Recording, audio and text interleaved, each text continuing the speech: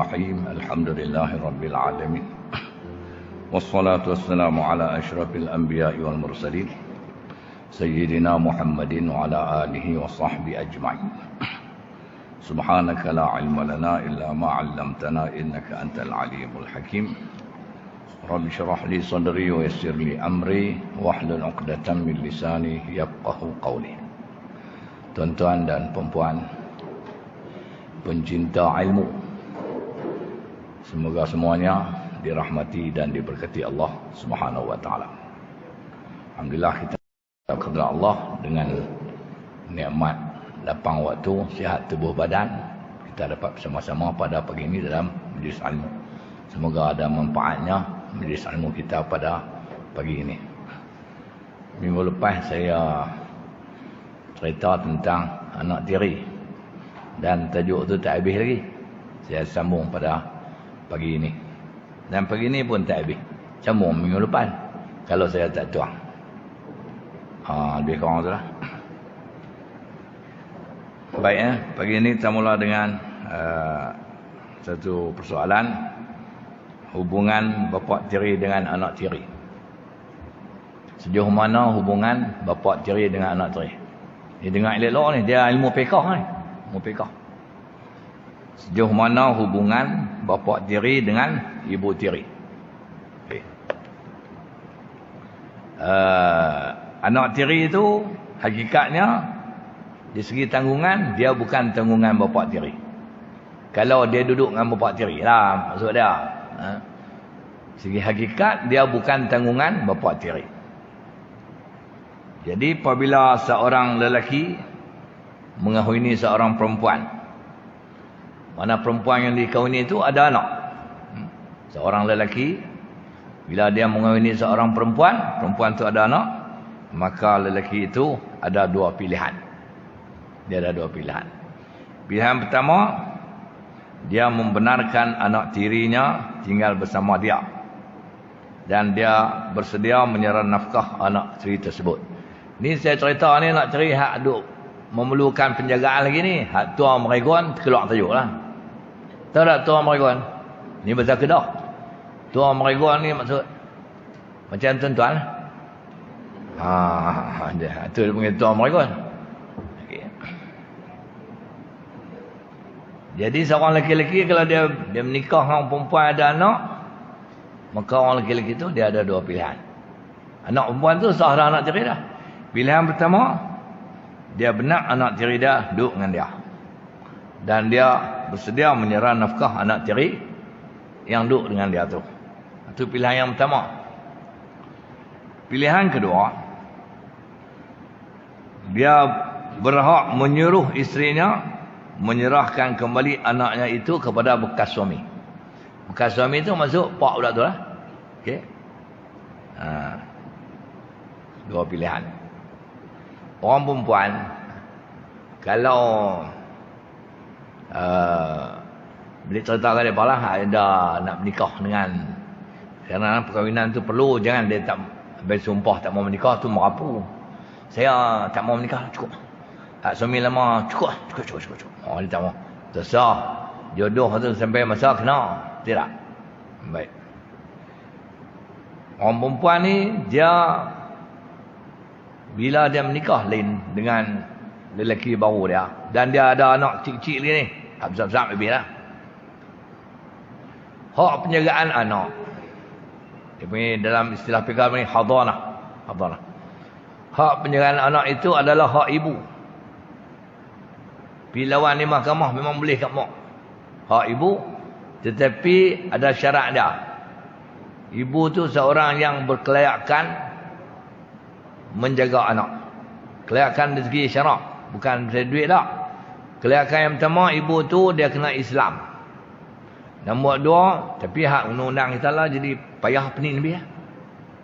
Ni cerita bab syarak. Ibu tu kena Islam.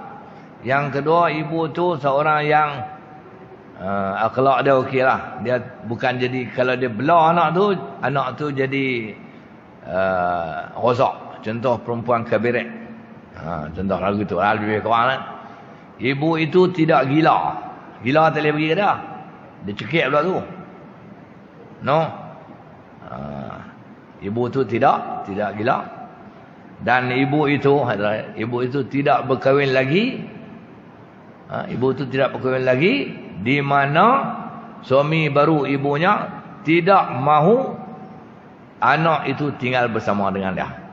Mana kalau suami baru tak mau anak tu, maka pada ketika itu anak tu kena diserahkan semula kepada bapa dia. Tu orang perempuan kadang-kadang nikah di perik, tak mau, nak pisah-pisah anak aku tak mau. Biar korang tu lah. Kata suami baru tak apa, beranak lain. Beranak lain tak sama dengan anak dok dah. Anak lain, dia lain, dia tak sama. Dia tak sama. Anu kasih sayang dengan suami lama. Ini anak baru ni kasih sayang dengan suami baru. Habis. Okey. Jadi orang perempuan siap sedia. Kalau suami baru kata anak aku tak mau, kena bagi lekpak dia. Kena bagi. Serta dia betul. Sungguh pun begitu. Dia ada jugalah lembut-lembut dia.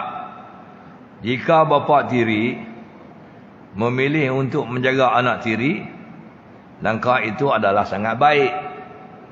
Dapat pahala. Tindakannya itu adalah berkebajikan. Mendapat pahala lebih-lebih lagi jika bapa tiri seorang yang berada atau mampu menyara nafkah anak tirinya dan juga anak-anak sendiri. Jadi kalau pak tiri itu duit banyak, tak ada masalah. Dia terima anak tiri tu. Ada jadilah, betul tak? Dia tanya Mi'ah saya kenal ke Mi'ah? Mi'ah tak, saya kenal kat tu Haji kak. Saya macam saya habak minggu lepas. Mau tak kita menikah? Boleh tapi dengan syarat. Syarat apa? Tuan Haji terima anak saya sekali. Tuan Haji tak, bawa mai lah. Tak ada masalah. Ni duit aku dalam akaun bank ni tolak orang semua hak aku. Tolak orang semua hak dia. Tolak tinggal RM2 ubang. Ambil orang. Okey ya. Tak ada masalah. Banyak saya tengok pak tiri pula anak tiri. Dia ambil bini, ambil mak, ambil sekali dengan anak. Banyak. Tak ada masalah. Jarang lah dia tak mau. Jarang dia tak mau. Itu hubungan bapa tiri dengan anak tiri. Berikutnya, hubungan ibu tiri dengan anak tiri. Sejauh mana hubungan ibu tiri dengan anak tiri. Apabila seorang perempuan mengahwini seorang lelaki yang mempunyai anak. Perempuan tu dapat anak tiri ya? Bermakna dia mendapat anak tiri. Sekiranya anak tiri itu tinggal bersama bapa mereka yang juga suaminya, maka sebagai ibu tiri dia hendaklah menerima hakikat bahawa mereka adalah anak tirinya. Kalau suami dia tu ada anak seorang, dia ada anak tiri seorang. Kalau suami itu ada anak 4 orang, anak tiri 4 orang lah perempuan tu. Okey. Kalau dia pun ada anak sendiri, pakat-pakat ada anak tiri. Suami dia ada anak tiri, anak dengan isteri tu. Isteri pun ada anak tiri, anak dengan suami. Daripada pasangan mereka yang terdahulu. Okey. Seorang isteri yang menolak kehadiran anak tiri dalam hidupnya. Ni kalau tak mau anak tiri ya. Dia berbeza dengan pak tiri. Pak tiri dia berhak untuk menolak. Saya tak mau. Aku tak mau anak hang. Hang kena hantar pergi kat pak dia balik. Tu pak tiri. Bini tak boleh tahu tu. Seorang isteri dia tidak berhak menolak kehadiran anak tiri dalam hidupnya. Kalau dia tolak tu, maka tindakannya itu adalah salah dan bertentangan dengan matlamat asal suaminya berkahwin dengan dia, iaitu menjaga dan mengambil berat kebajikan anak-anak tersebut. Orang lelaki-lelaki ni kalau dia anak-anak kecil, dia menikah dengan isteri baru, tujuan dia salah satunya jadi ibu ganti kepada anak-anak dia. Debil pergi anak-anak tu, mak mati ataupun mak diceraikan ataupun mak lari balik Bangladesh. Tak main lah. Lebih kurang tu lah. Ada juga dalam ramai-ramai saya duduk berurusan dengan rumah tengah ni. Hak ibu jenis keras hati pun ada juga, bukan kata tak ada. Jenis dia minta cerai, lelaki kata anak pergi aku. Ambil lah sekarang rumah. Aku tak mau. Dia ambil semua. Perempuan tak mau langsung. Dia marah kat lelaki, marah ke dengan anak. Akhirnya esok-esok main tua-tua baru dia tahu.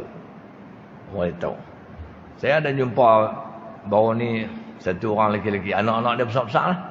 Dulu masa anak kecil-kecil, bini dia minta cerai, dia tak mau minta cerai, onta-onta lelah cerai. Cerai anak minta mau. Bagi kat lelaki dia semua. Lepas tu lelaki tu, anak besar-besar dalam kerja apa dah. Pak dia suruh pergi cari mak dia. Tahu anak-anak dia apa? Nak pergi cari apa? Mak tak mau kat kami. Tengok macam ayah cerai dia. Dia tak mau kami. Serah kat abah. Kami tak mau. Oh. Sedih ke tu? Sedih tak? Sedih ya? Sikap mak dulu hang tolak berapa anak kan? Okey ya. Jadi tak boleh tolak kehadiran anak teri bagi orang perempuan. Sekiranya suami menyuruh isteri barunya itu menjaga dan mengurus anak-anaknya, dia tidak berhak membantah, kerana mentaati suami adalah wajib dan mengingkarinya adalah nusyus. Nikah dapat anak teri. Suami kata Salma, bini baru dia nama Salma, anak abang ni buat macam nak hang jaga dia elok. Nak pergi sekolah, hang setrika baju dia. Lepas tu hang masak bagi dia makan, balik sekolah. Betul lah jaga macam anak hang. Lepas hang tak ada anak lagi, jaga. Salmah tak boleh kata, bukan anak saya, mampu happy. Dia tak boleh kata dulu. Hukumnya haram, dia dikira derhaka. Tak ikut, tak patuh perintah suami dia. Itu berat. Okey.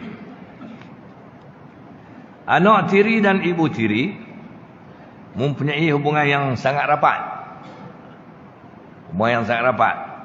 Jika anak tiri itu lelaki, dia dan ibu tirinya saling menjadi mahram.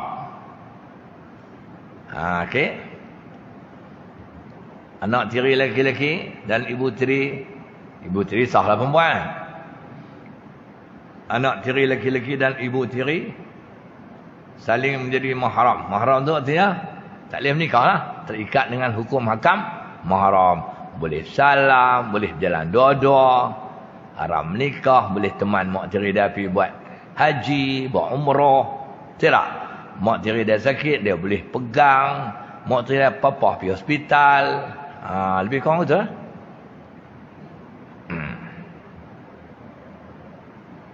Dia ni jadi mahram, anak tiri lelaki ni jadi mahram kepada ibu tirinya, sama ada bapak budak tu menyetubuhi ibu tirinya ataupun tidak. Dia setubuh tak setubuh, tetap jadi mahram. Dia berbeza dengan anak tiri perempuan lah. Orang lelaki, anak tiri perempuan, orang lelaki ni kalau dia menikah dengan bini baru dapat anak, dapat anak tiri tu perempuan. Anak tiri perempuan tu boleh menikah dengan pak tiri. Kalau pak tiri tak setubuh mak dia. Mak dia tu mana bini dia lah. Mak budak tu. Nikah tak setubuh. Lepas tu bercerai atau mati. Boleh menikah dengan anak tiri tu. Itu hukum syarak menetapkan demikian. Sebab tu orang lelaki dengar dia abang. Kalau kita menikah, hak kecil-kecil tu kita belah kecil mungkin setubuh lah kita muda. Ni hak tua-tua. Hak tua-tua ni menikah umur 70. Ni kalau mengaji dengan saya jangan duk malu lah. Bab-bab seks memang saya tak direct. Ni bab-bab menagahan ni. Kalau orang lelaki umur 70 dia menikah dengan janda ke, tapi orang Kedah janda dia panggil bujang. Tapi budak-budak Melayu tak kata bujang. Contoh di kampung Tok Seron tu, bujang banyak. Bujang tu makna kata apa dah? Jenah. Jenah bujang. Tapi kalau kat belah KL bujang tu tak nikahi. Kita Kedah bujang jenah. Bujang jenah. Weh, bujang banyak tu. Awak pasal apa? Laki depa mati. Awak depa mati beramai-ramai. Pasal apa? Depa makan ketum lebih dos. Ada. Mati beramai-ramai. Bujang. Orang lelaki-lelaki umur 20 ni depan saya ni. 20, 68. Ingat no, kalau menikah dengan bini baru, ada anak perempuan ni baru tu nak cari kita. Kalau tak setubuh mak mereka, nikah tak setubuh mak mereka mati atau cerai mak mereka, lepas tu perempuan tu anak cari kita, maka kita boleh menikah dengan anak cari kita. Boleh menikah dengan anak cari kita. Tu peringat orang lagi-lagi. Tak apalah kalau tak mau menikah, tapi kalau tak setubuh dia jadi ajnabi, maka ingat sentuhan kalau ada yang sembahyang batal. Tu orang perempuan ingat tu. Ni pandai apa? So kalau menikah kita tua-tua, suami tak setubuh kita tak apalah. Dengan ni kena orang lagi-lagi. Kalau kita tak tahu ni, sekali kalau mana tahu depan ni kalau pak kita menikah lain. Pak kita menikah lain, lepas tu pak ke mak kita menikah lain, pak tiri tak setubuh dengan mak kita. Lepas tu mak kita mati, pak tiri nak menikah dengan kita, boleh. Itu hukum syarak. Boleh. Bila tak berlaku persetubuhan, boleh menikah. Bila boleh menikah tu, sentuhan-sentuhan tu, ada yang semayang batal. Aurat kain kelumbung kenapa pakai. Tu banyak orang Melayu tak berapa terdedah dengan ilmu-ilmu ni. Pasal apa? Pasal mengaji bab semayang, rukun semayang. Haid, nipah. Semayang, rukun semayang, semayang sunat. Bab-bab ni pun kena mengaji ya. Bab-bab ni pun kena mengaji. Kadang-kadang kita mengaji bab semayang, tapi bab ni tak mengaji. Salam dengan pak tiri.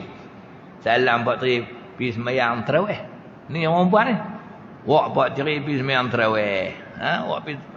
Pak tiri tak cerai pun mak kita. Tapi pak tiri tua tak setubuh pun mak kita. Kita heret pak tiri pergi semayang tarawih. Lepas tu pak tiri baik kita pun baik. Tak ada nafsu apa lah. Cuma tu hukum tu. Salam. Tarik pak tiri keluar daripada kita. Tolak wheelchair. Masjid Bukhari Loh Malai. Tolak naik lift. Ayah pengajar tiri. Lepas tu balik. Kena cakap tu. Balik mayang terawih. Macam mana ayah mayang terawih hakim ni? Hang tolak ayah kemah. Ayah mayang 20 rakaat. Campur witir 3. Aisyah 4. Lepas tu tahiyatul masjid 2. Qabliyah Aisyah 2. Ba'diyah Aisyah 2. Puas yang dekat 30 rakaat malam ni. Haram 1 pun tak sah. Haram 1 pun tak sah. Betul apa?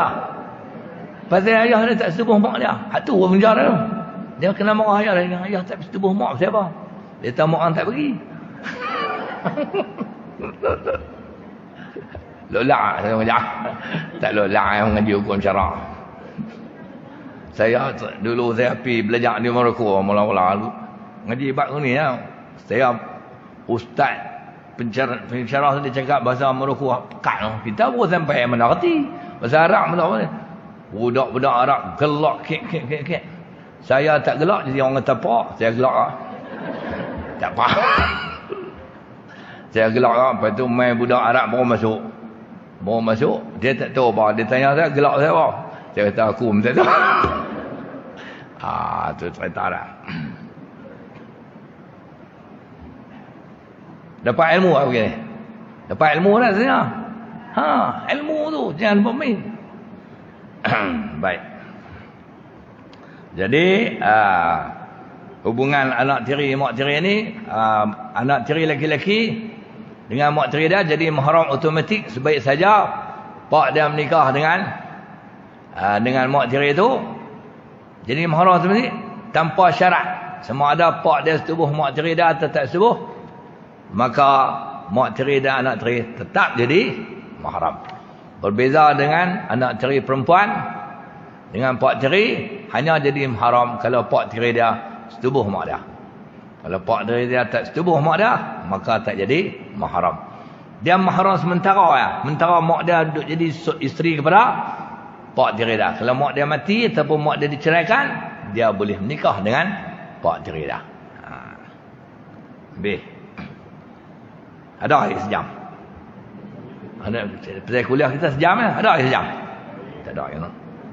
Tak ya. Okey. Panggilan yang sesuai. Dengar. Kita mengaji anak tiri ya.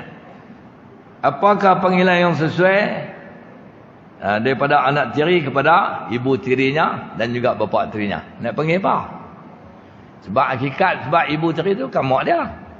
Pak tiri pun bukan pak dia. Apakah panggilan yang sesuai? Dalam masyarakat Melayu, dalam masyarakat kita lah, kebiasaannya anak tiri panggil ayah atau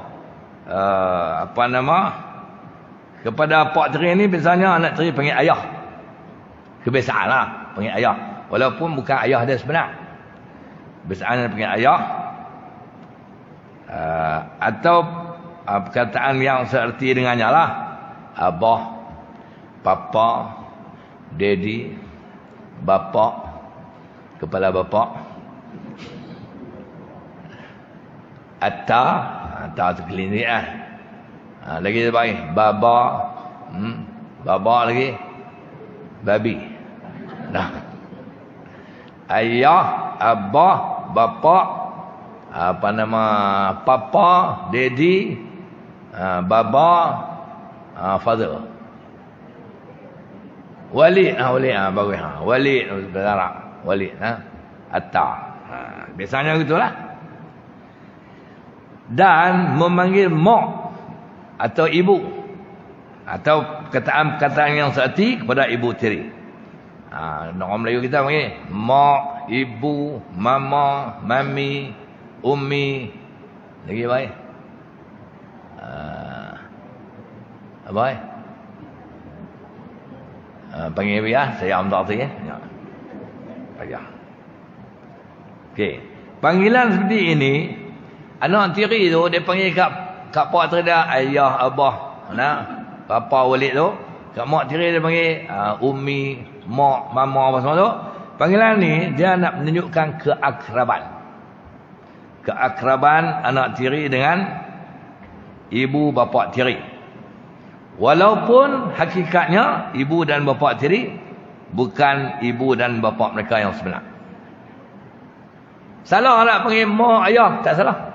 Sebab jangan menganggap sebagai mak ayah nari. Allah macam kita ada panggil pak belakang kita ayah na, atau orang tua. Saya banyak anak murid muda-muda panggil ayah na lah. Budak-budak muda kan. Ayah na tuan guru. Anak budak ada ikut kuliah-kuliah saya panggil ayah na saya banyak. Tapi bukanlah hak jenis susun jari 3 tu. Saya panggil ayah na. Tak salah sebab dia bukan sebagai bahasa hormat. Bahasa hormat. Bonda okay. Kita dulu tulis surat tu, zaman dulu saya tak WhatsApp. Tulis surat lah. Kehadapan ayah anda dan bonda. Macam nak jauh. Nak tu. Kehadapan ayah anda dan bonda. Tulis surat mai kat ayah. Adapun tak kala bahasa dulu. Tak kala anak-anak mencatat warkah ini, anak-anak baru saja selesai solat zuhur, sembahyang zuhur. Pada ketika ini keadaan di luar rumah hujan turun renyai-renyai. Sukacita anak-anak memaklumkan kepada ayah anda bahawa anak-anak telah ketiadaan duit nak batu maknanya. Tapi sekarang tak tengok.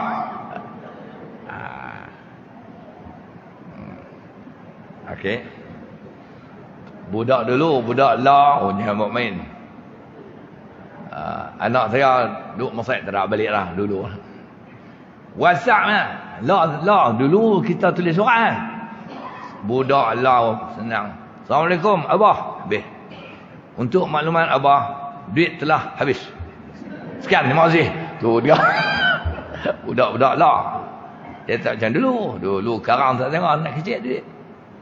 Kata apa? Dia dulu nak beli duit payah. Lah dia tahu kata senang. Habis. Ada juga anak tiri, dia tak panggil ayah. Dia tak panggil ayah.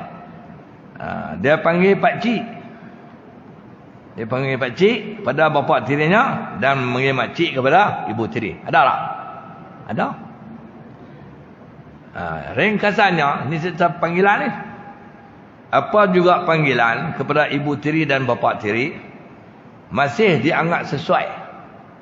Masih dianggap sesuai jika panggilan itu bersopan dan beradab. Mana kalau dia panggil pakcik pun tak salah. Sopan. Tak? Tak salah. Jaranglah orang panggil Pak Long. Dia panggil pakcik kan. Pakcik ni tu panggilan hormat orang lah pakcik. Kita Pak Long pun boleh panggil. Tak ada salah. Kalau panggil pakcik tu bersopan dan beradab. Panggil ayah pun bersopan dan beradab. Encik tak boleh lah. Panggil pak tu dah. Encik. Pak Reza haram. Pasal nampak macam peli je lah. Okay. Jika anak tiri memanggil nama kepada ibu dan bapa tiri, ini lagi kurang ajar. Jika anak tiri memanggil nama kepada ibu dan bapa tiri, ini jenis antara tua-tua. Panggilan seperti ini tidak beradab dan tidak bersopan. Pak tiri dia nama awang. Masa pak tiri dia menikah mak dia, dia pun tua dah anak tiri pun. Umur dalam 45 tu. Pak tiri dia nama awang. Ni awang. Pak tiri. Awang aku nak pergi perkara buang anak besar apa? Anak besar apa? Awang hantar panggil baru. Panggil awang. Korang ajak lah. Siapa korang ajak? Hang kampak aku, pak tiri lah. Tapi memang korang ajak. Betul tak? Memang korang ajak. Dia tak boleh panggil nama. Tak sopan dan tak beradab. Dia bukan sahaja mengguris hati ibu dan bapa tiri. Malahan ibu dan bapa sendiri pun turut berkecil hati. Bapa tiri kecil hati. Maksud macam ni.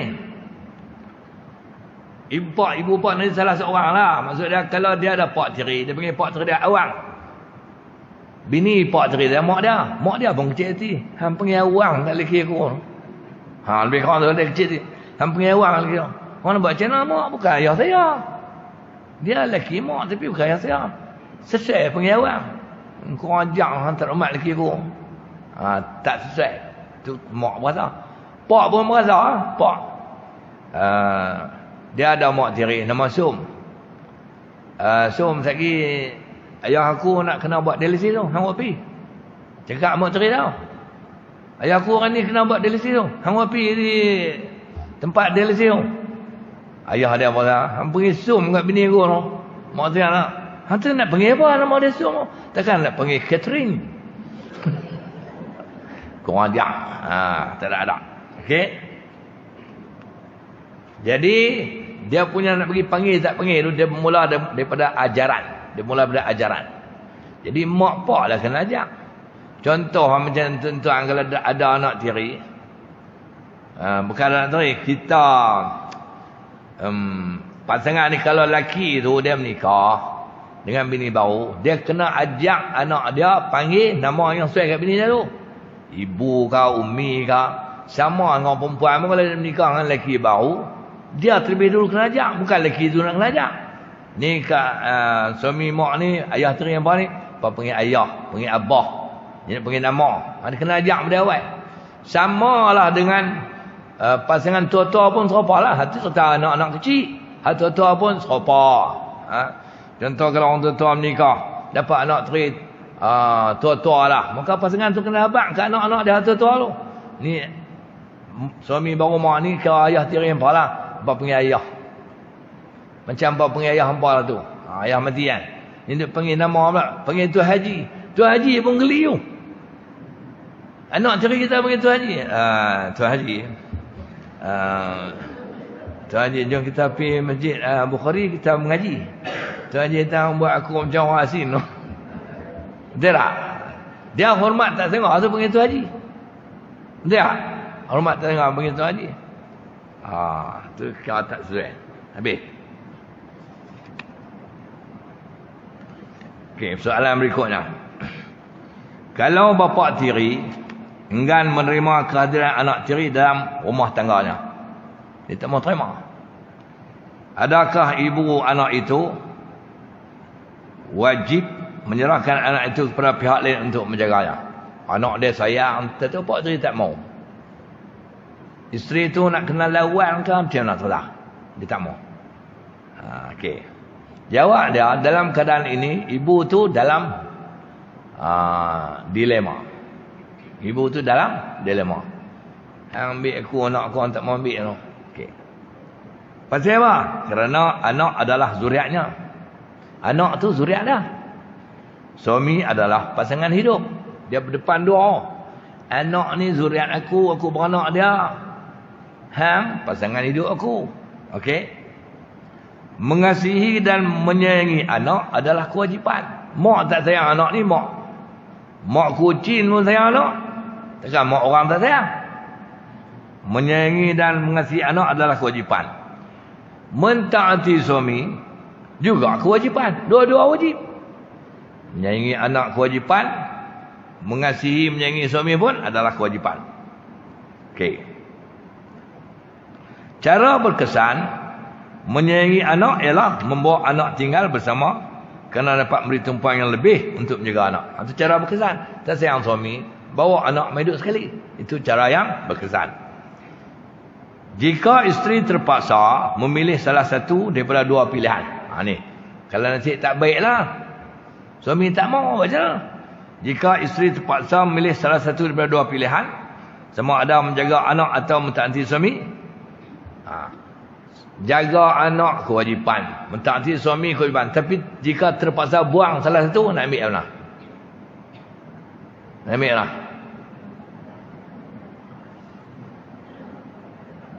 Ambil mana?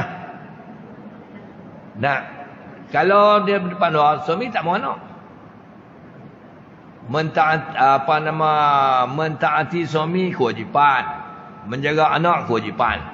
Tapi jika bertemu dua tu, terpaksa pilih satu, nak kena ambil mana? Anak zuriat, suami pasangan hidup, nak ambil mana? Jawabnya kena ambil suami. Dan ni hukum syarak.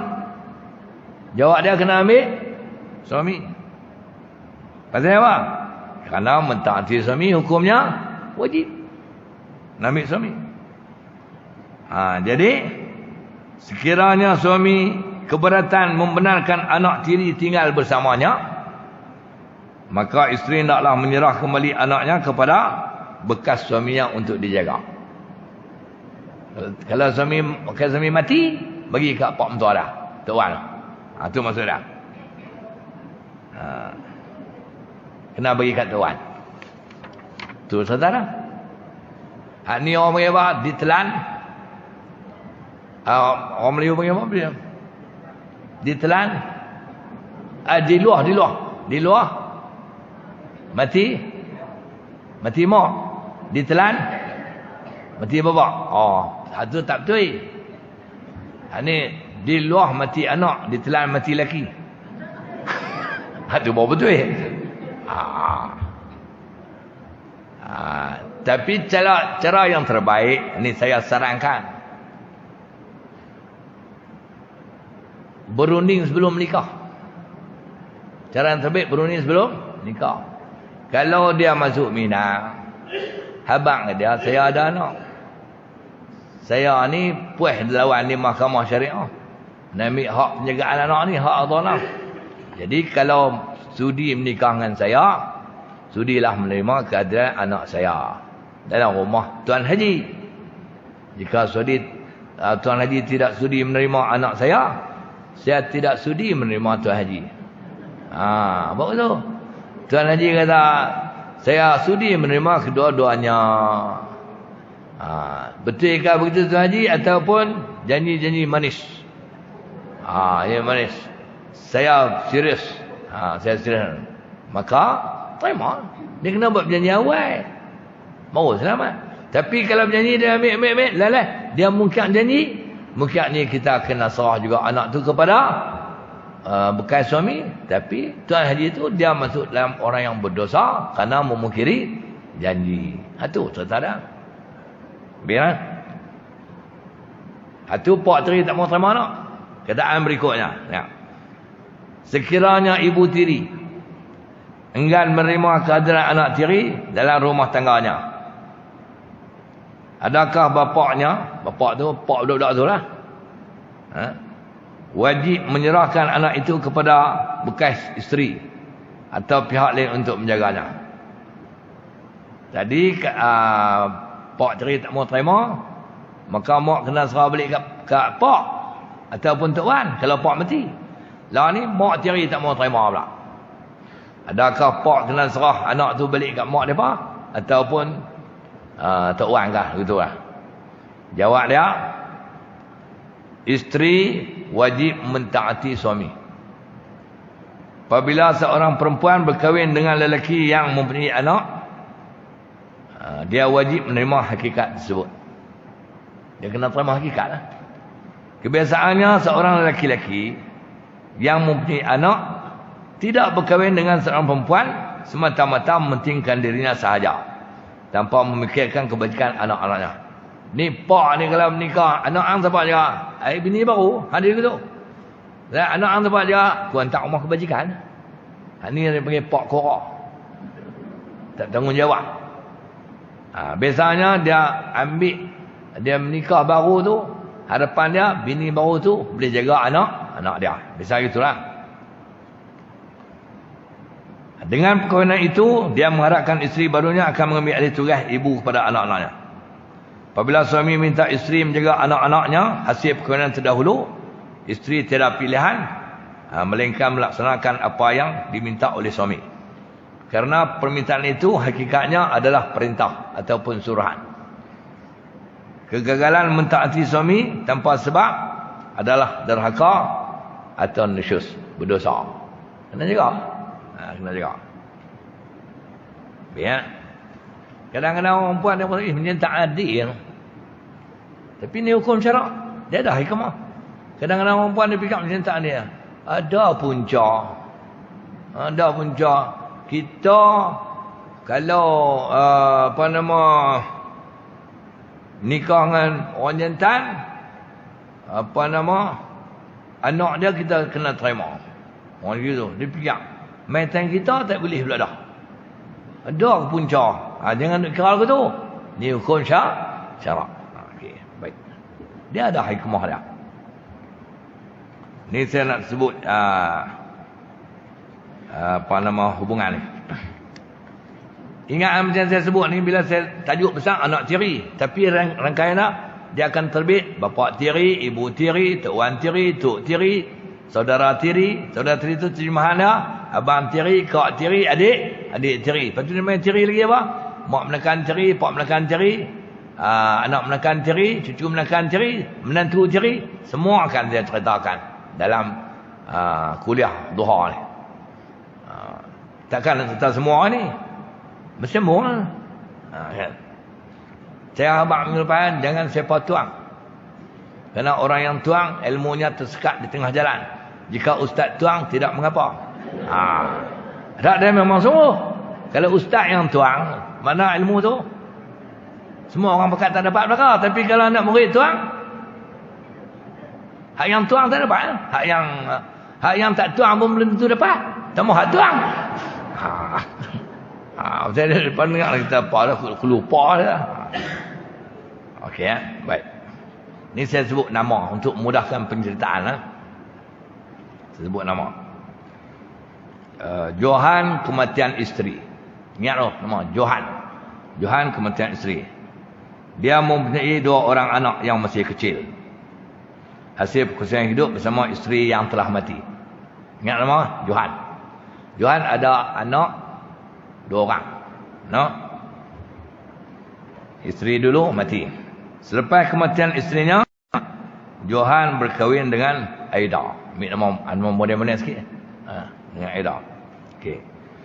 Hasil perkahwinan dengan Aida, mereka dikurniakan 2 orang anak. 2 orang anak. Apakah hubungan anak-anak Johan dengan isteri terdahulu? dengan anak-anaknya dengan jual Aida.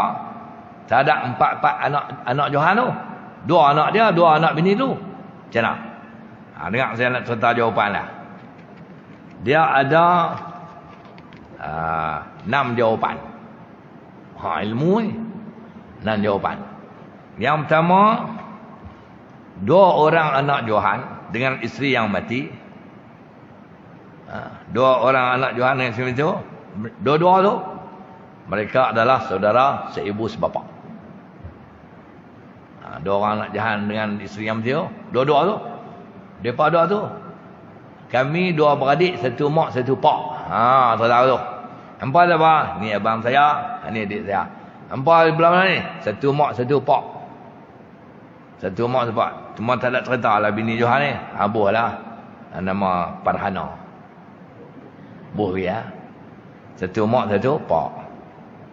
Okey. Yang kedua, jom kedua.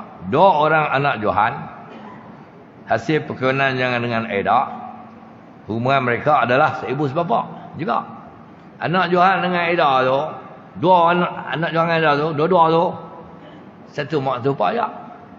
1 mak 1 pak. Okey. Jawapan yang ketiga. 2 orang anak Johan dengan isteri yang mati. 2 orang anak Johan dengan isteri yang mati. Dengan 2 orang anak Johan yang dilahirkan oleh Aida. Anak Johan dengan isteri dulu ni 2 orang. Dengan 2 orang anak Johan dengan apa nama Aida. Mereka ini adalah siapa pandai semua. Mereka adalah saudara sebapa. Bukan seibu sebapa. 2 orang anak Johan dengan ini tak masuk tiri ni. 2 orang anak Johan dengan isteri dulu. Dengan 2 orang anak Johan dengan isteri kedua. Mereka adalah saudara sebapa. Bapa. Okey. Jadi rumusannya, anak Johan yang berempat itu mereka tiada hubungan tiri. Mereka tiada hubungan tiri. Mereka 2 pertama seibu sebapa, 2 kedua seibu sebapa. 2 pertama dikait dengan 2 yang kedua sebapa. Okey. Empat, hubungan Aida, ini isteri yang kedua Johan. Hubungan Aida dengan 2 orang anak Johan hasil perkahwinan dengan isteri yang mati adalah hubungan tiri. Itu hubungan tiri. Mana apa? Aida dengan anak Johan dengan bini tu adalah mak tiri. Anak-anak tu adalah anak tiri dia. Okey. Kemudian yang kelima, apa yang patut dilakukan oleh Aida terhadap anak-anak tirinya ialah menjaga dan membesarkan mereka seperti menjaga dan membesarkan anak sendiri. Lebih-lebih lagi mereka kematian ibu. Jangan jawab. Kalau dia tak buat, dia berdosa. Dia berdosa. Sebab Johan suruh dia. Dia kena jaga elok. Dia jangan jadi cerita bawang putih. Bawang putih, bawang Holland. Bawang merah. Okay. Tengok gambar-gambar tu, tengok saja tapi tak ambil pengajaran. Dia kena ambil pengajaran. Keluarga 69, tengok. Saya ada kupas dalam video saya tu, lepas tengok video saya. Keluarga 69, tengok. Dia kena. Keluarga 69 tu, cerita betul. Tapi setengah orang lagi tak penali buat apa. Dia tinggi hukum syarak. Cerita tu berlaku. Tentu nak tahu cerita, tengok video saya tu. Ulasan berkaitan dengan keluarga 69. Okey. Oleh kerana dalam masa yang sama, Aida turut, jawapan Muklam ni. Aida turut menjaga dan membesarkan anak sendiri. Anak dia beranak dengan Johan tu.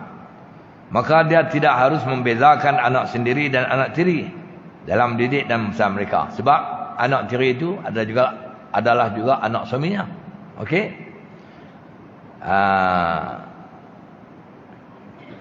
Bila dia menjaga anak tirinya dengan penuh tanggungjawab, dia telah melaksanakan tugasnya sebagai apa? Sebagai ibu. Sebagai isteri. Sebab harapan suaminya untuk menjaga anak tu.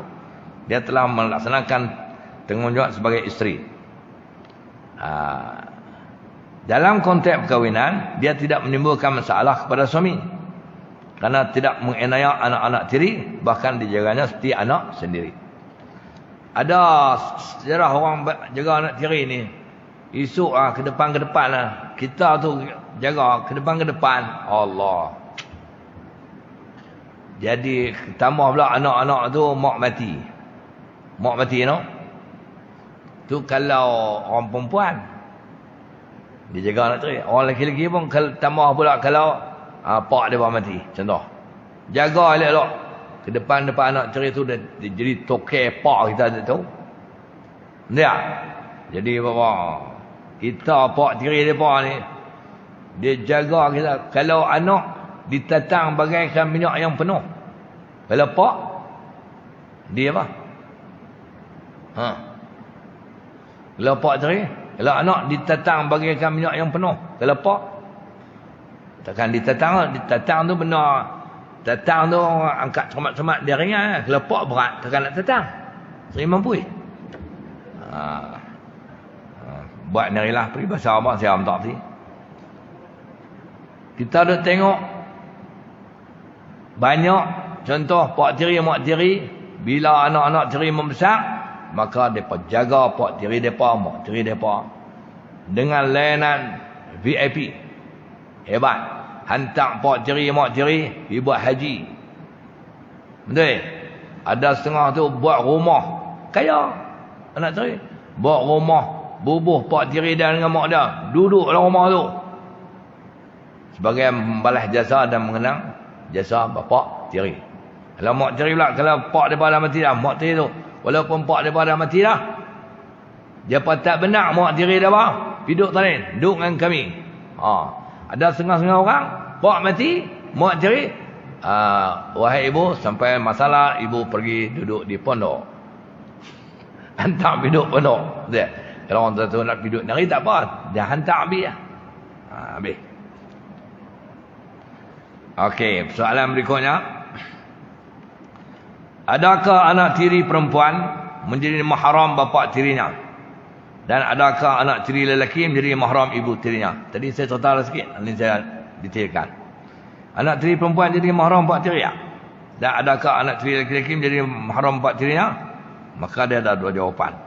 Yang pertama, anak tiri perempuan menjadi mahram bapa tirinya dengan syarat ibunya disetubuhi bapa tirinya. Syarat dah.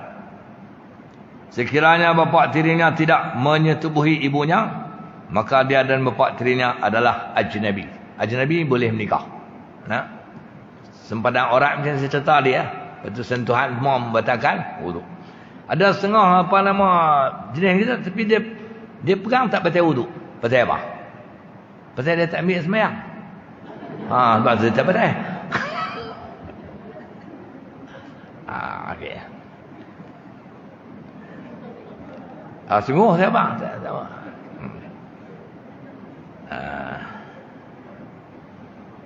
Ada setengah dia ambil sembahyang. Tak ada nak pegang lah.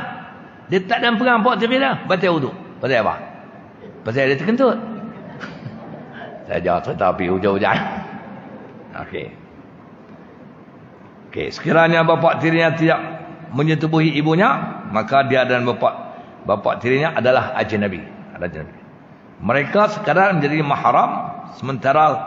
Mahram sementara tu hakikatnya ajnabi. Mahram sementara tu mana tak boleh nikah kan? Pasal apa? Pasal mak dia duk jadi bini pak tiri lagi. Tu panggil mahram sementara. Tapi hakikatnya ajnabi lah. Cuma tak boleh menikah ya. Hak lain semua dia hukum mahram, hukum ajnabi. Tak boleh pegang, tak boleh dedah aurat. Itu maksud dia.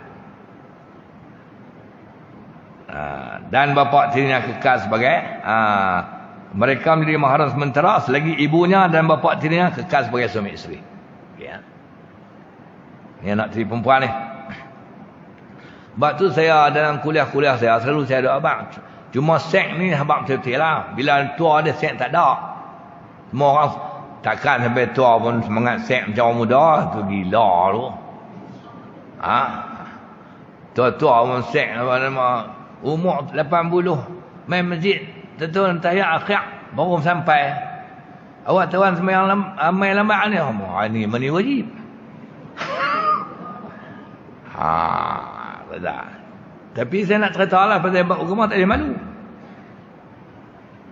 Cara nak bagi anak tiri itu jadi mahram. Ni orang ingat tu kalau kita menikah orang tua. Orang muda tak apa biasa dia setubuh, tak masalah.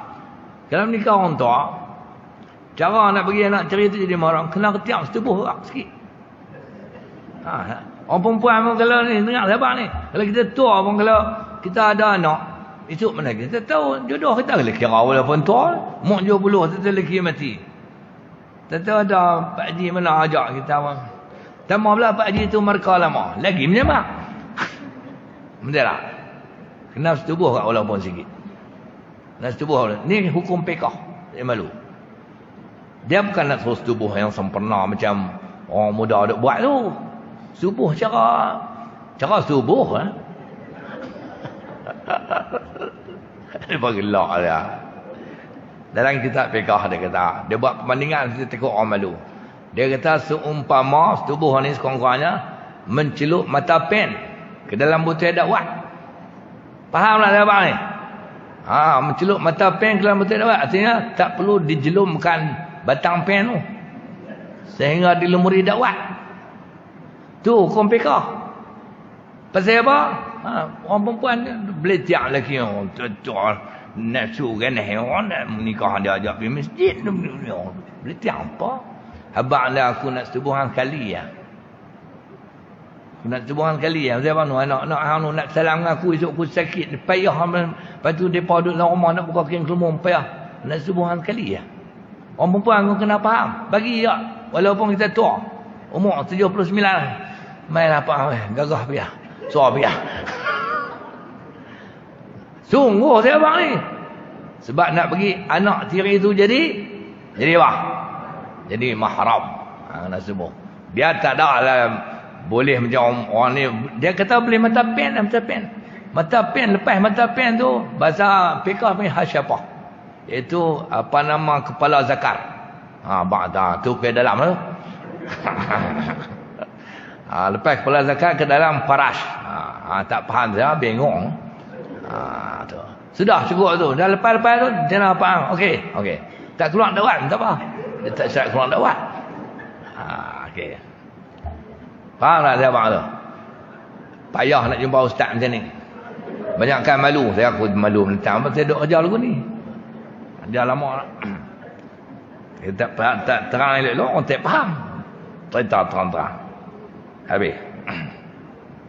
Sebab tu saya selalu habang kepada orang tua menikah. Kena tiang lah. Sikit kena tiang lah. Dia terlama tak buat ni. 24 tahun lah tak bisa buat ni. Trafik lah kok jadi. Dia gerang-gerang macam cerita lama lah. Cerita lama start. Lebih kurang tu lah. Okey. Nombor 2. Tu anak tiri perempuan ingat tu. Anak tiri perempuan tak akan jadi mahram dengan bapa tiri dia. Kalau pak tiri dia tak setubuh mak dia. Kena tiang lah setubuh sikit.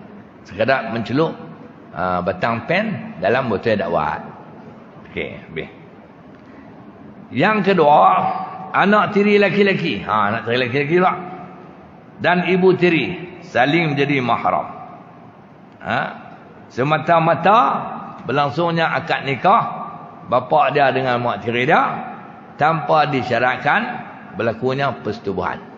Tak syarat. Mak pak dia terima nikahnya Saudah binti Mat Tahiyah dengan mas kahwinnya RM100 tunai. Saudah tu automatik jadi mak tiri kepada apa nama Azman. Azman tu lelaki mana? Azman. Lepas tu saya boleh salam, boleh apa nama, tak ada mak tiri dia pun boleh buka kain kelumur, tak ada masalah. Azman tak payah tanya ayah dah. Ayah celuk dawai. Haram jadah lah. Tak payah dah tanya. Pasal hukum dia muktamad. Okey nak.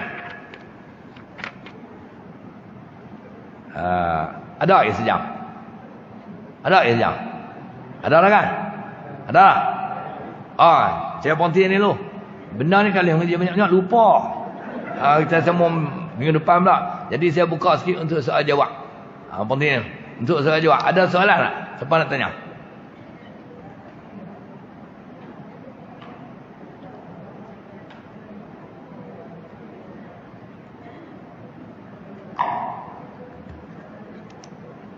Ada soalan tak?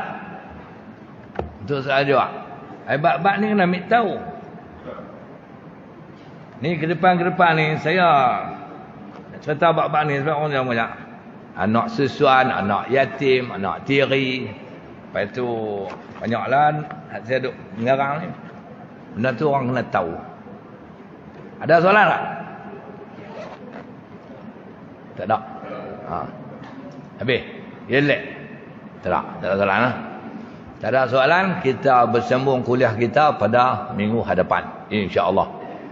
Bismillahirrahmanirrahim. Alhamdulillahirabbil alamin wassalatu wassalamu ala asyrafil anbiya'i wal mursalin wa ala alihi washabihi ajmain. Allahumma anfa'na bima 'allamtana wa 'allimna ma yanfa'una warzuqna 'ilman yanfa'una wa zidna 'ilma. Alhamdulillah ala kulli halin wa na'udzubika min halil nar. Allahumma ij'alna minal ladzina yastami'una al-qawl fayattabi'una ahsanah. Sallallahu ala sayyidina Muhammadin wa ala alihi washabihi ajmain walhamdulillahi rabbil alamin.